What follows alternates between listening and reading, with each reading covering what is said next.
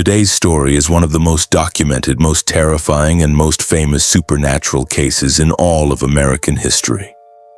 It is a haunting so powerful, so violent, and so real that hundreds of people witnessed it with their own ears and eyes, and even the President of the United States traveled hundreds of miles just to see what was happening inside that small house deep in the woods.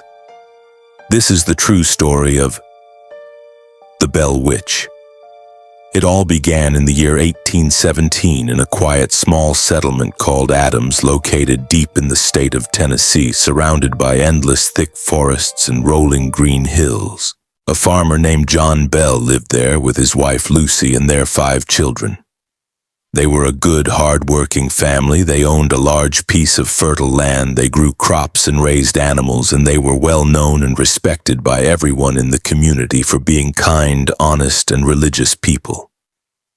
Their property was beautiful and peaceful, surrounded by tall oak trees and pine forests, and with a small, clear river running right through the middle of it, bringing water and life to everything around it.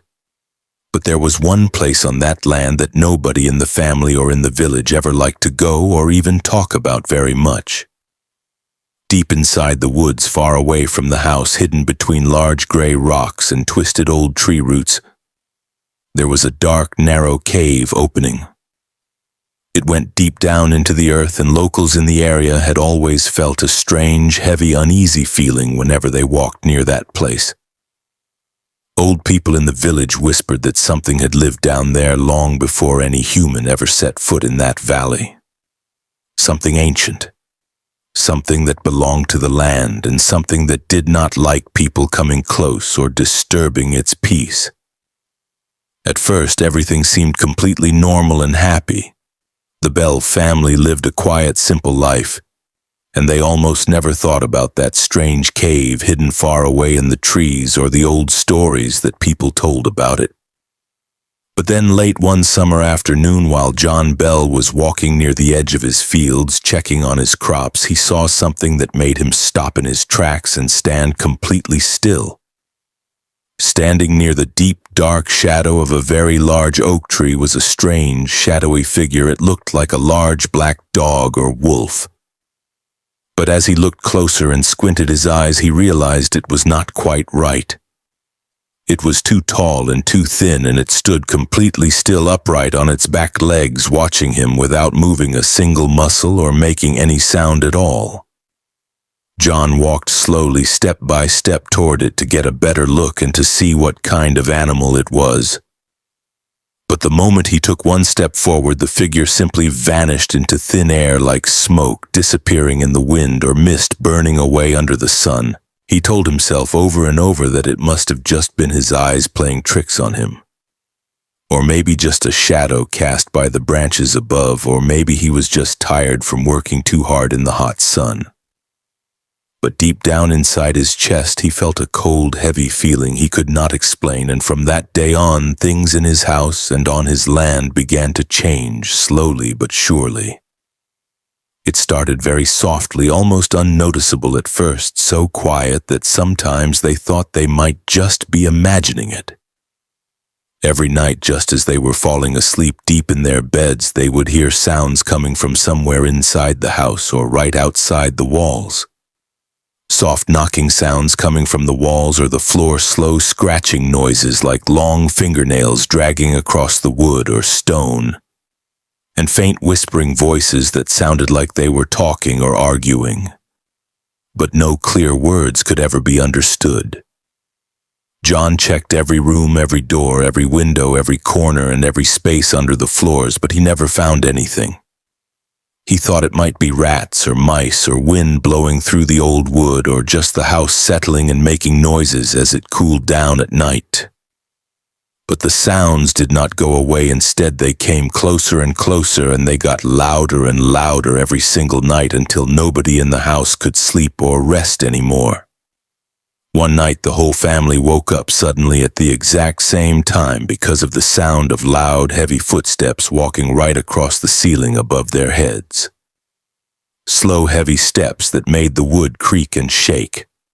They sat frozen in their beds, holding their breath, listening terrified as the footsteps walked slowly from one end of the house to the other and then stopped exactly above their bedroom door right where they were sleeping. But the worst thing was yet to come, and it was directed straight at the youngest and most beautiful daughter, 12-year-old Betsy Bell. Night after night, Betsy would scream and cry, waking everyone up in the house, telling them that something invisible was pulling her hair hard or slapping her face or pinching her arms and legs or shaking her bed while she was trying to sleep. In the morning, her parents would see red marks and bruises on her skin that everyone could clearly see and touch. Her parents would hold her and comfort her and pray over her, but as soon as they left the room or closed their eyes to rest, the attacks would start again, and they could do nothing to stop it or make it go away. As months went by, the presence grew stronger and stronger. It was no longer hiding or being quiet or trying to stay unknown. It began to speak out loud, clearly and strongly, with a voice that sounded like an old woman. Sometimes it was soft and sad and crying. Sometimes it was loud and angry and screaming, and sometimes it sounded like many voices talking all at once, overlapping each other. John Bell gathered his closest friends and neighbors and asked them to come and stay in the house to see what was happening and to help him understand it. And everyone who came stayed and heard the exact same thing. They heard the voice, they heard the knocking and scratching, and they felt the freezing cold air that filled the room and made their breath steam whenever the spirit was near. They asked the voice many questions about who it was and why it was there, and the answers they got were terrifying and clear. When they asked, "Who are you and where do you come from?" the voice answered clearly, "I am a spirit, and I have come here to stay. I have been here a long, long time before you were born, and I will be here long after you are gone." When they asked, "What do you want from us and why are you hurting us?" it answered, "I have come for John Bell, and I will never leave this land or stop until he is dead and gone from this world." News about this strange and terrifying event traveled very fast across the whole state, and eventually it reached the ears of General Andrew Jackson, a famous brave soldier and leader who had fought in many wars and who would later become the 7th President of the United States. General Jackson was a strong and fearless man, and he did not believe in ghosts or spirits or anything that could not be explained with logic or science. So he decided to travel all the way to the Bell farm, bringing with him several of his best, strongest men and his guns ready to find a logical explanation or to fight whatever was haunting that place. But what happened there during that one night changed his mind and his beliefs forever. They arrived late in the evening, just as the sun was going down and darkness was covering the land, and they decided to spend the night inside the house to see what would happen. As soon as full darkness fell and the candles were lit, the trouble started right away. First, their horses broke loose from the fence and ran away screaming into the deep woods. Then heavy stones and rocks began falling on the roof and on the ground all around them, appearing out of nowhere. They heard loud screams and insults and threats coming from the darkness all around the house, and the voice spoke directly to General Jackson, calling him by his full name and his title and telling him to leave immediately, or something very bad would happen to him and his men. By morning, General Jackson was pale and tired and very quiet. He gathered his men and his things and left the farm very quickly and without saying much at first. But on the way back, while riding through the woods, he told them all something that became famous in history, and that people still repeat today. He said, "I have fought in many battles, I have led soldiers into war, and I have faced danger and enemies many times, but I would rather face an entire army of enemies alone and unarmed than spend one more night in that cursed house." The haunting continued for years and years. It did not stop, it did not get tired, and it did not go away, no matter what the family tried or what the preachers or doctors did. John Bell became sick and weak and old way before his time. He could not eat. He could not sleep. He could not rest. and the voice would follow him everywhere he went, even outside in the fields or in the village, whispering terrible things in his ear all day and all night long, telling him exactly how he was going to die and exactly when it would happen. And finally, in December of 1820, after 3 long years of terror and pain, the spirit kept its promise completely. John Bell was found unconscious in his bed, breathing very slowly and barely alive. His skin was cold and gray, and next to him on the small wooden table sat a small dark glass bottle filled with a strange, thick liquid that nobody in the house had ever seen before or knew where it came from. They asked the voice, "Did you do this? Did you give him this?" And the voice answered loud and clear for everyone in the room to hear, "Yes, I gave it to him. His time has come, he is dead now, and finally I will be gone and you will be left in peace." John Bell died later that same morning, just as the voice had predicted. After his death, the strange activity slowed down and became quiet. The knocking stopped.